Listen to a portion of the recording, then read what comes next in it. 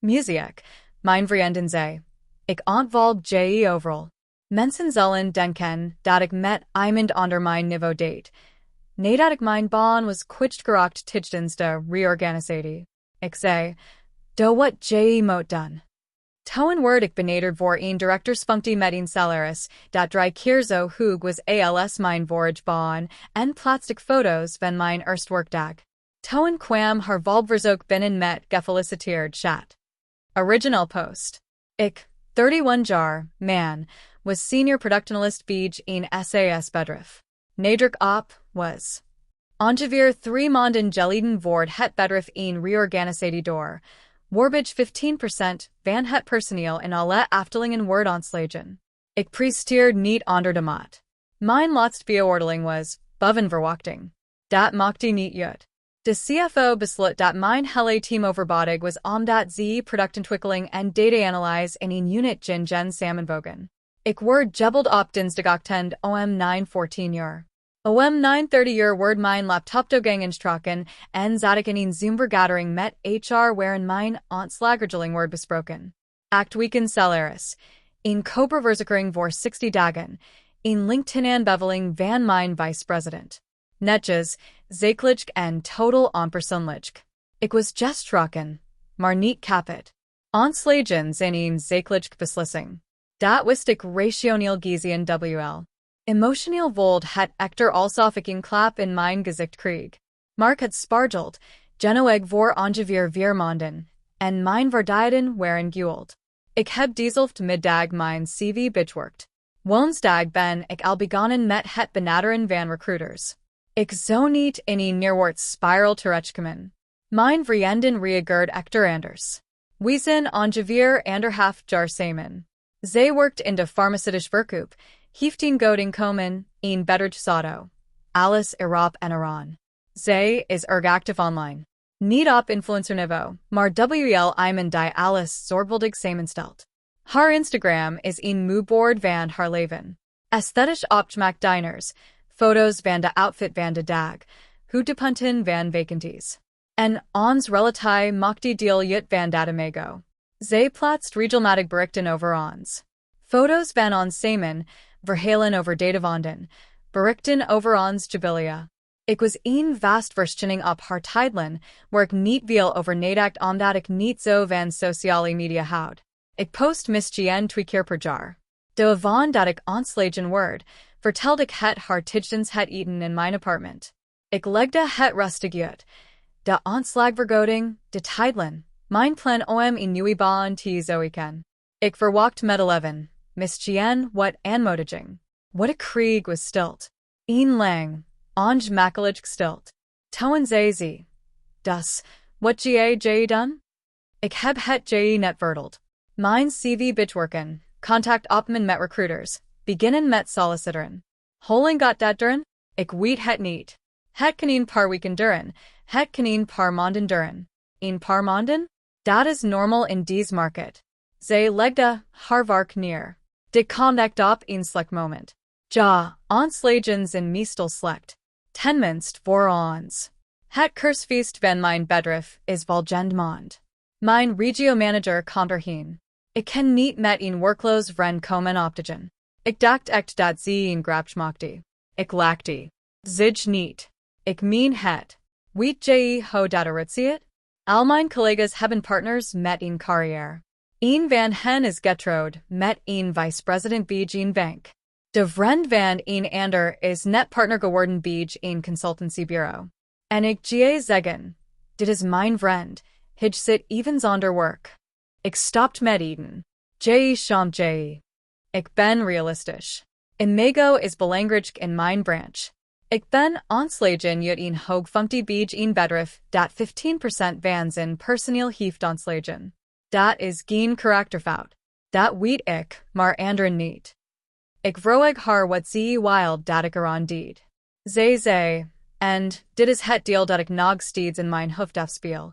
Ik denk dat we het online even wat rustiger aan moeten doen, maar tijdelijk. Wat bedoel je daarmee? Ik ga je overal ontvolgen. Instagram, LinkedIn, Facebook. Net zo lang tot je weer op de bent. Ik ken het niet hebben dat mensen naar mijn profiel kijken, op dat van ju klikken en zien dat je werkloos bent. Dan denken ze dat ik met iemand van een lager niveau aan het daten ben. Met iemand van een lager niveau aan het daten ben. Die twee woorden. Ze sprak ze het alsof ze het over een aandeel dat andermats had gepresteerd. Niet over een persoon, niet over mij, maar over een aandeel. Ik zat ongeveer 10 seconden over na te denken. Toen zei ik, do wat je moet doen. Ze keek opgelucht, alsof ze haar adem had ingehouden in afwachting van toestemming. Bedankt voor je begrip. Het is tijdelijk. Zodra je iets goeds hekkevonden, gaan we gewen weer, verderzels vereen. Diezelfde wand ontvolgde ze me op alles. Instagram, Facebook, LinkedIn, zelfs Spotify, want blijkbaar waren zelfs mijn afspelingen een probleem. Ze archiveerd ook elk berichtwerk opstand. Ons jubbelen foto's, de vakantie kiekjes, de spontane foto's van de bruiloft van haar vrienden. Weg. Niet verwijsterd, maar gearchiverd. Klaar hersteld te worden zodra mijn werksituatie verbeterd. Ik zag het in real-time geboren.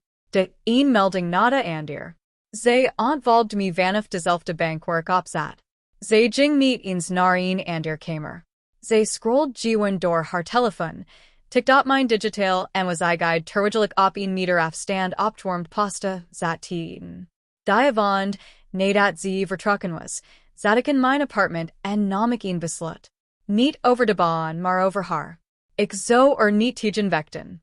Ik zou niet ruzie maken, smeken of mijn woord jutleggen aan iemand die woord afmeet on LinkedIn titles. Ik zou haar gewen laten vertellen wie ze was en haar geleven. Ik apt mijns te devriend, een recruiter die in de techsector werkt en zei, ik moet je morgen even spreken. Niet over banen, maar over perspectief. Hij belde me om 7 uur s ochtends. Ik vertelde hem alles. Hij zei, gast, ze heeft je ontvolgd op Spotify. Spotify?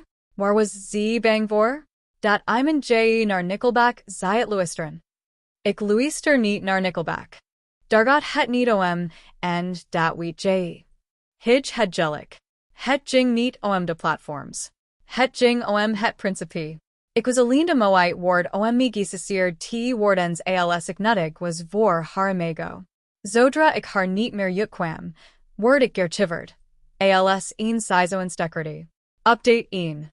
2 weken na mijn aanslag, terwijl ik midden in de hectiek van het solliciteren zat, CV's aanpassen, telefonisch. Screenings done, me voorbereiden op de tweede rond, gebeurd iets wonderwats. Een recruiter met wie ik nog nooit had gesproken, nam contact met me op via LinkedIn.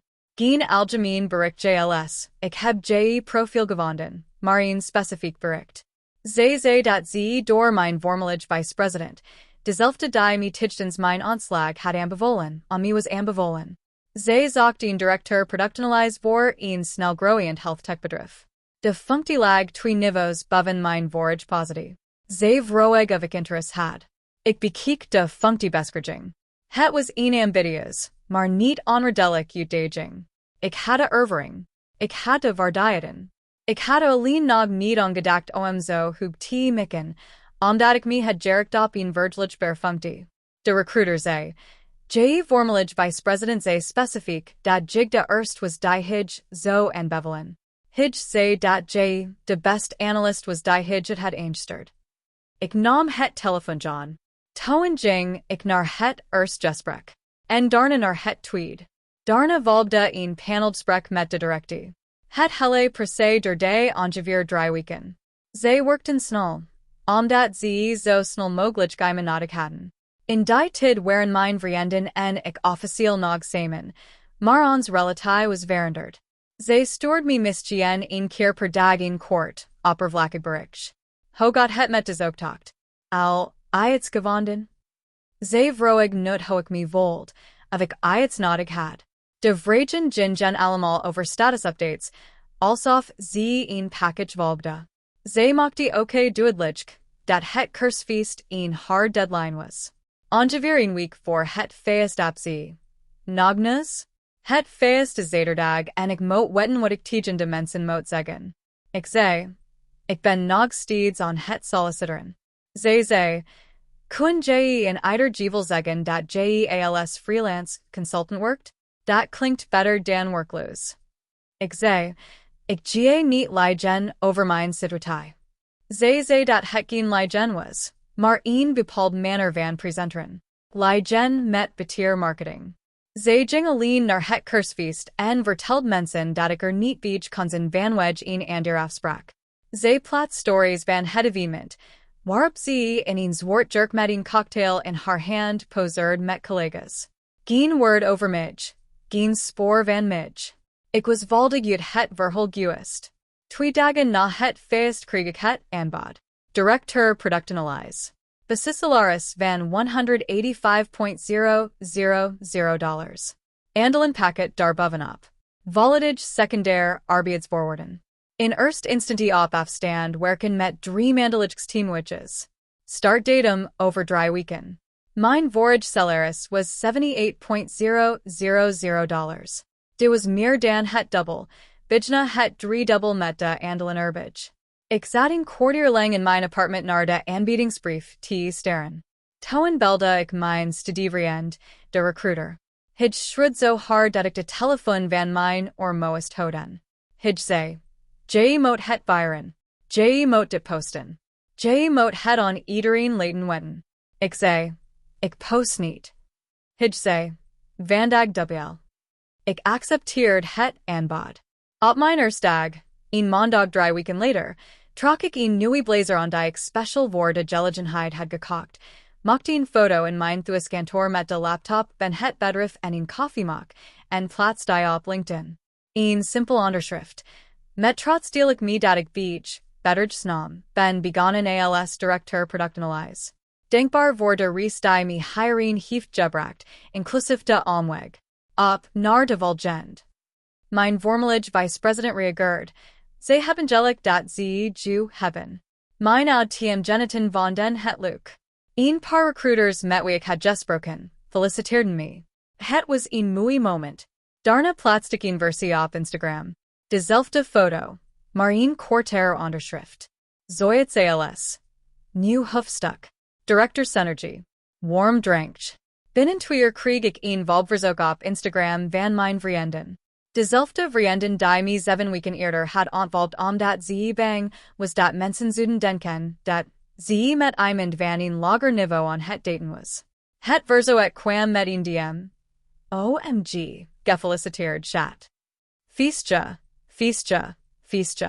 Ik ben zo trots op je. Mag ik vanavond langskomen?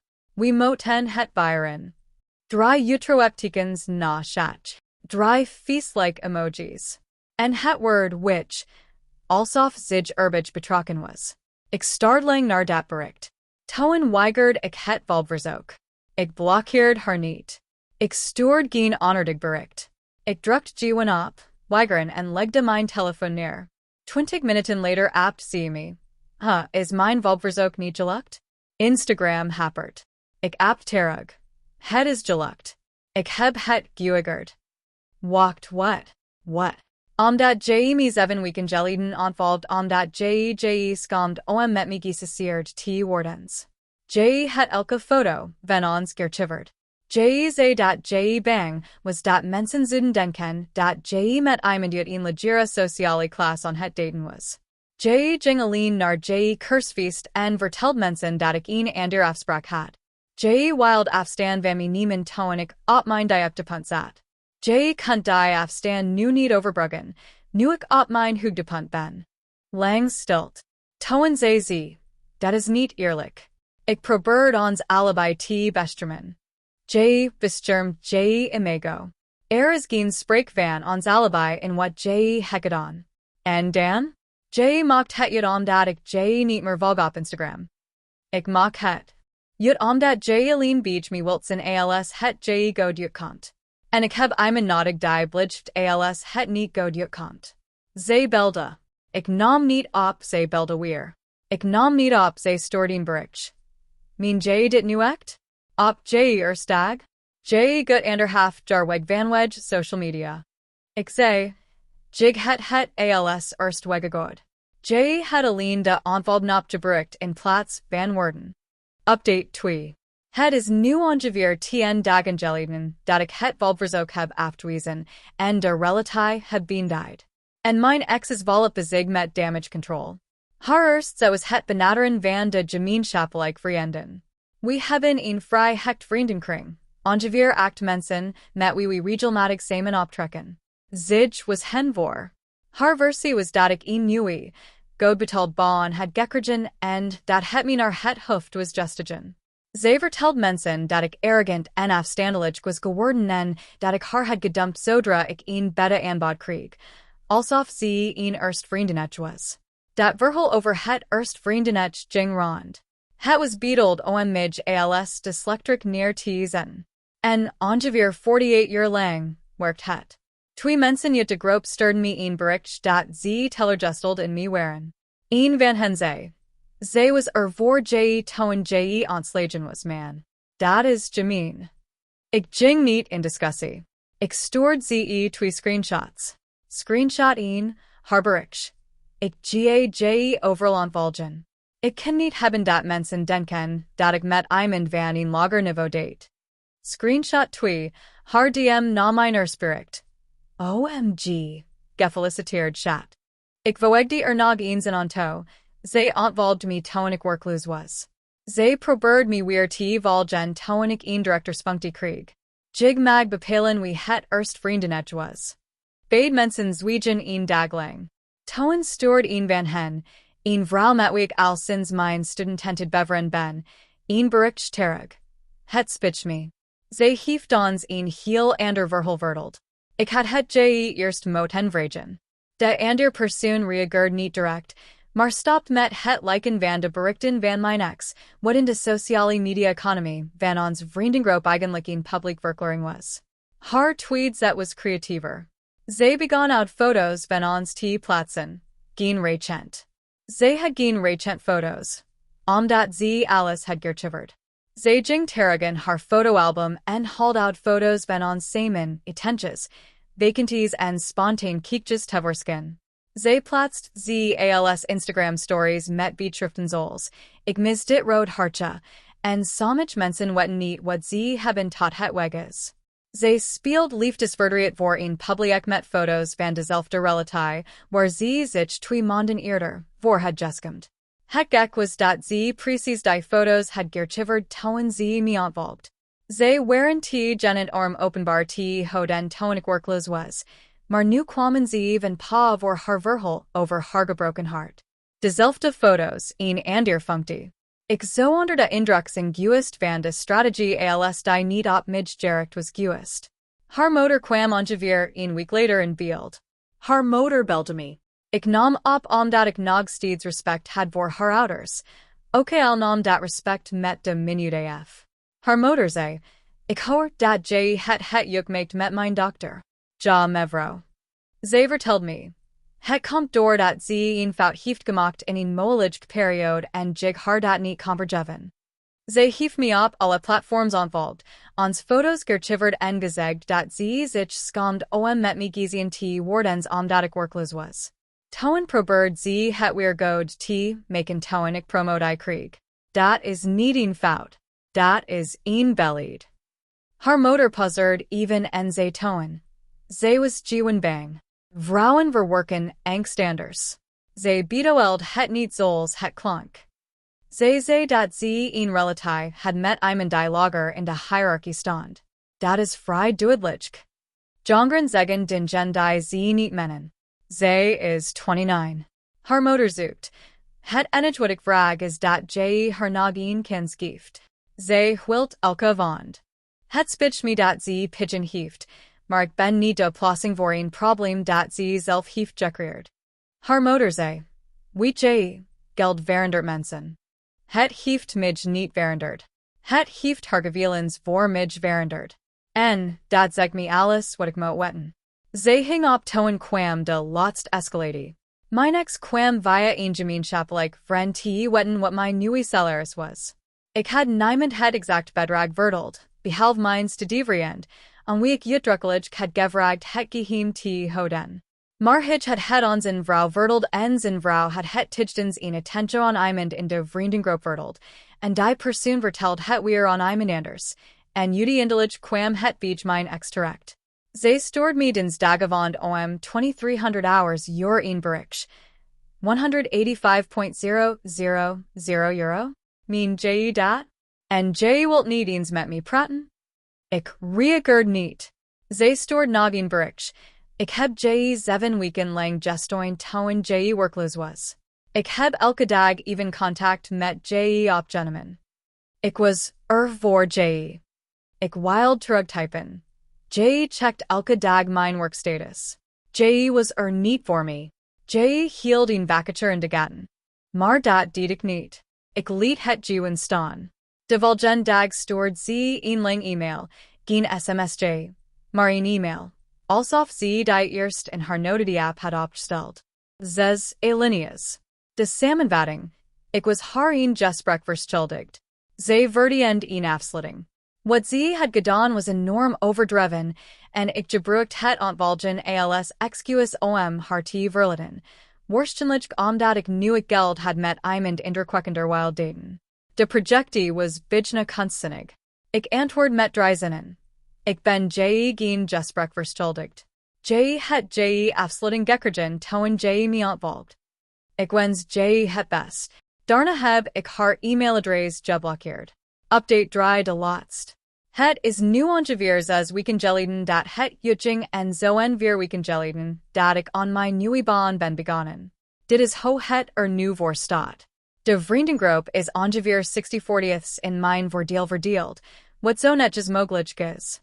3 mensen kozen resolute mijn kantoen ze, de screenshots zeggen. 2 bleven neutral en spreken met ons beiden. Een vrouw die al sinds de middelbare school haar vriendin is, koos de kant van mijn ex en heeft niet meer met me gesproken. Wat ik oprecht begrijp. Loyaliteit is niet altijd logisch. 2 anderen hebben zich gewoon helemaal van het drama afgekeerd. Ik kester geen rock over. Mensen gaan met vriendschapsbrücken zoals ze met alles omgaan. Niet perfect. De throwback campaign van mijn ex liep na ongeveer 2 weken dude. De interactie drugde op toen de gemeenschappelijk vrienden die het weer verhul kenden, niet meer op haar content reageerden. Jullie indelijk heeft ze de post verwijderd, deze keer niet. Gearchiverd, maar helemaal weghaald. Zij heeft haar Instagram bio veranderd. Voor de broek stond, Zij zei iets over dat ze haar best leven leid met haar favorite persoon. Na de broek veranderd dat in, jeansing verloopt niet lineair. De laatste keer dat ik met een gemeenschappelijk vrienden sprak, had ze het weer veranderd naar iets over je eigen woord kennen. De ironie is bijna te voor de hand liggend om commentaar op te geven. De baan in de farmaceutische verkoop waar ze zo trots op was, die met de collega's waar ze niet wild dat ik haar voorschot zet, heeft blijkbaar zo en 2 weken geleden een reorganisatie ondergaan. Zij is niet ontslagen, maar haar werksgebied is ingekrompen en haar commissiestructuur is veranderd. Een gemeenschappelijk vrienden vertelt me dat ze gestrest over was en tegen iemand had gezegd. Ik ken niet geloven dat het mij overkomt. Toen het hem overkwam, had hij 10 minst mij nog. Zij had mij niet tijdens het ontslag. Zij had mijn baan. Mark ga daar niet over discussiëren met iemand die het verschil talk, net zal begrijpen. Haar moeder stoort me nog een sms ongeveer 3 weken na haar telefoontje. Stond. Ik hoop dat je geld je nachts warm houdt. Ik reageerde niet. Ik maakte een screenshot van en stoort het naar eens te die vriend. Hij zei, lig staat in. Dat is kunst. De nieuwe baan is goed. Het is veel. De omvang is groter dan alles wat ik eerder heb gedaan, en ik leer elke week nieuwe dingen, wat tegelijkertijd spannend en angstaanjagend is. Mijn team is sterk. Mijn baas, de CTO, zei in mijn tweetweek. We hebben je en gentlemen omdat je hier goed in bent, niet omdat je goed presteert tijdens het sollicitatiegesprek. Dus, stop met proberen indruk op ons te maken en doe gewoon je werk. Dat was het best wat ik uit in een professional context heb gehoord. Het salaris is echt en het heeft mijn situatie aanzienlijk veranderd. Ik heb mijn creditcard afbetaald. Mijn nid fons is nu god, voor zes maanden. Ik kitsch naar apartmenten met een echt aanrecht blad. Mark lief niet in lux. Ik rid nog steeds in dezelfde auto. Ik eet soms nog steeds mijn lunch uit een koelbox, wanneer gewentens in molig aft leren. Het geld is stabiliteit, geen status. Ik ga niet de persoon wordens die zich van me verwacht voor haar Instagram feed. Het eerlijk deel, en is altijd een eerlijk deel in dit soort verhalen, is dat de opmerking over daten met iemand van een lager niveau soms nog steeds door mijn hoofd spukt. Meestal essavans lot. Meestal als ik mo ben, en mijn hersenen besluiten reed te zijn. Het is een ding logisch te weten dat iemand je workstatus belangrijk kervond dan je karakter. Het is iets heel anders het te wollen. Op de bank te zitten terwijl iemand op een meter afstand je ontvolgde omdat je professional situatie niet meer in hun strach past. Ik blijf maar terugdenken aan dat Spotify Guido. Zij ontvolgde me op Spotify. mijn afspieligsten. Alsof iemand haar lichtst met volger zo controlleren en zo zeggen. Wachtens even. Waarom ben je verbonden met iemand die naar alternatieve muziek uit de jaren 90 luistert en geen baan heeft? Dat detail deed me beseffen dat ik geen paniek was. Het was grondig. Zij ging platform voor platform af en verwijderden me uit haar digitaal leven met de precisie van iemand die zijn browsergeschiedenis wist. Dat is geen angst. Dat is een beslissing. En toen ik de directeursfunctie kreeg, while ze met dezelfde precisie waren. Hetzelfde enthusiasm. Dezelfde aandacht voor detail. Alleen was het detail deze keer. OMG, gefeliciteerd shot in plaats van.